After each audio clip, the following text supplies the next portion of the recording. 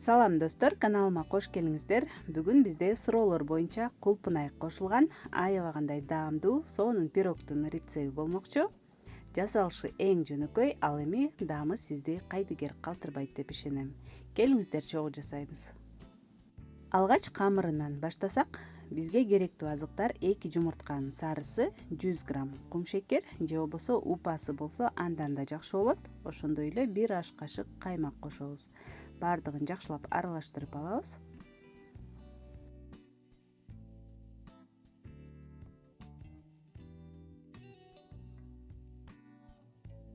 Эми эленген унга 1 чай кашык разрыхлитель кошуп аралаштырып алабыз. Ундун өлчөмү 300 граммдан 350 граммга чейин кетиши мүмкүн.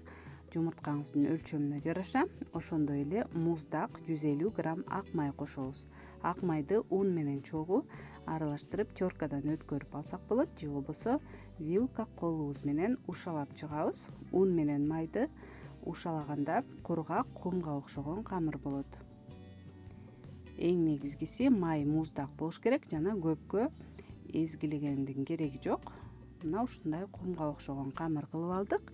Эми суюк азыктарга салып камырыбызды жууруп алабыз. Камырды кечке эзип катуу жууруштун да кереги жок. Эң негизгиси бардыгын аралаштырып тоголоктоп алсак гана болду. Болбосо колубуздун ысыгы өтүп, майыбыз абдан ээрип кетсе, кумга окшогон жумшак камыр эмес, катуу болуп калышы мүмкүн. Ошондуктан бардыгын жууруп алгандан кийин, эгер аябай эле жумшарып кетсе, анда муздаткычка 15-20 мүнөт салып коебуз. Ал эми бардыгын туура жасап, тез-тезден аралаштырып алсаңыз, анда формаңызга салып, пирогуңуздун формасын келтирип жасай берсек болот. Менин формамдын диаметри 28 сантиметр. Бардыгын жайгаштырып, чет жактарын тургузуп, жакшылап формабызды келтирип алгандан кийин, ортосун вилка менен сайгылап коебуз да 15 мүнөткө тоңдургучка салып коебуз. Ал эми камырыбыз даяр болгончо толтурмасын даярдап алабыз. Бизге 400 грамм быштак керек. Быштактын аябагандай назик, майда быштакты тандап алсаңыз жакшы болот. Эгер андай эмес болсо, 1-2 жолу сеткадан өткөрүп майдалап алсаңыз да абдан сонун болот.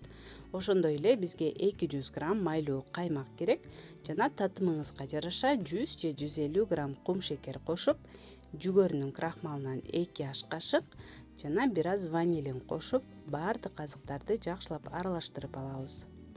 Эгер блендер болсо, анда блендер менен майдалап салган эң сонун болот. Бардыгы бир өңчөй, назик, толтурма болот. Ал эми жок болсо, айла жок, вилка менен жакшылап эзгенге туура келет.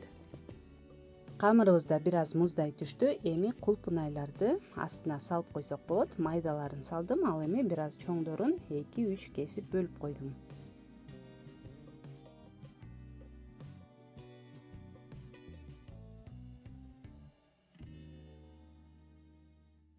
Эми толтурмабызды куюп, тегиздеп алабыз да бетине кулпунайлардан дагы кооздоп коюп койсок болот. Мен 2ге бөлүп, тегерете коюп чыктым.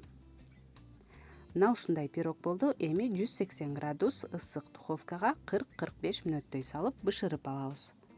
Бышкан пирогду сөзсүз түрдө муздатып алабыз да бетине кааласаңыз кумшекердин упасынан кооздоп койсоңуз болот. Жана сөзсүз түрдө 2-3 саатка жок дегенде муздаткычка салып жакшылап муздатып алыш керек.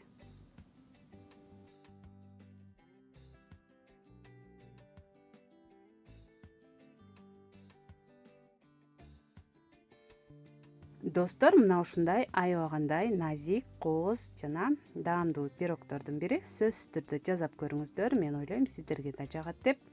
Ал эми бул видео жакса, пайдалуу болгон болсо, анда сөзсүз түрдө лайк басып, менин каналыма катталганды да унутпаңыздар. Досторуңуздар менен бөлүшүп, кийинки видеолордон көрүшкөнчө саламатта калыңыздар.